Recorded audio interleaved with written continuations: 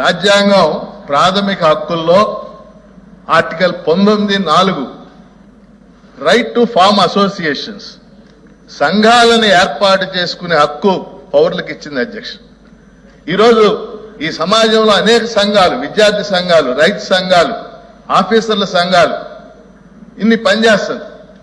గత 30-40 ఏళ్లుగా ఈ రాష్ట్రంలో చరిత్ర ఉద్యోగ సంఘాలు, జేఏసీ, ఉపాధ్యాయ సంఘాలు ఉద్యోగులకి ఒక కీలకమైనటువంటి సంఘాలుగా ఉన్నాయి అధ్యక్ష. నేను మీ ద్వారా మంత్రి గారు ఇక్కడ ఉన్నారు, వారు చేసే విజ్ఞప్తి ఏంటంటే జేఏసీ కానీ ఉద్యోగ సంఘాలు కానీ వాటికి ఒక గౌరవం ఉంది అధ్యక్ష. అనేక ఉద్యమాలు, పోరాటాలు చేసింది. కానీ ఈరోజు ప్రభుత్వం కనీసం వాళ్ళతో చర్చ కూడా జరపడం లేదు అధ్యక్ష. నేను చూశాను అధ్యక్ష, డాక్టర్ రాజశేఖర్, నేను అప్పుడు కూడా ఎమ్మెల్సీగా ఉన్నాను, డాక్టర్ రాజశేఖర్ రెడ్డి గారు స్వయంగా ఉద్యోగ సంఘాలను పిలిచి చర్చలు జరిపారు అధ్యక్ష. అందుకని ఇది కేవలం ఆఫీసర్లకు సంబంధించిన విషయం కాదు అధ్యక్ష.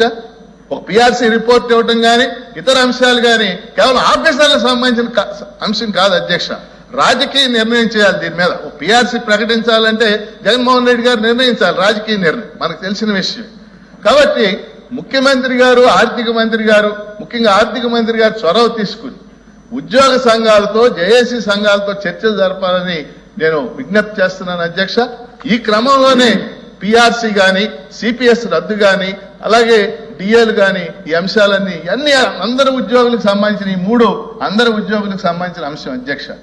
ఎందువల్లంటే మనం ఉద్యోగుల్లో వీళ్ళల్లో అసంతృప్తి రాకుండా చూసుకోవాల్సిన బాధ్యత ప్రభుత్వం మీద ఉంది అధ్యక్ష.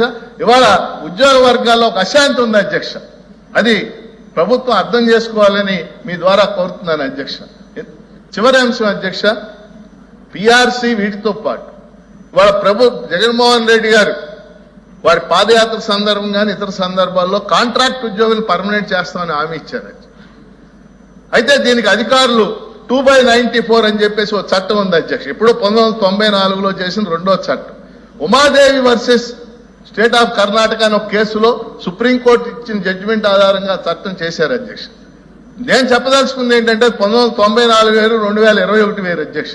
2000 సంవత్సరంలో చంద్రబాబు నాయుడు గారు ఈ రాష్ట్రంలో కాంట్రాక్ట్ విధానాన్ని ప్రవేశపెట్టారు, ఆ రోజు ముఖ్యమంత్రి. ఈరోజు పెద్ద సంఖ్యలో పెరిగిపోయింది. అందుకని ఆ చట్టాన్ని అవసరమైతే మన శాసనసభ మన చేతుల్లో ఉంది, మెజార్టీ ఉంది, అది రద్దు చేసి అయినా సరే కాంట్రాక్ట్ ఉద్యోగులు పర్మనెంట్ చేయాలని మీ ద్వారా కోరుతూ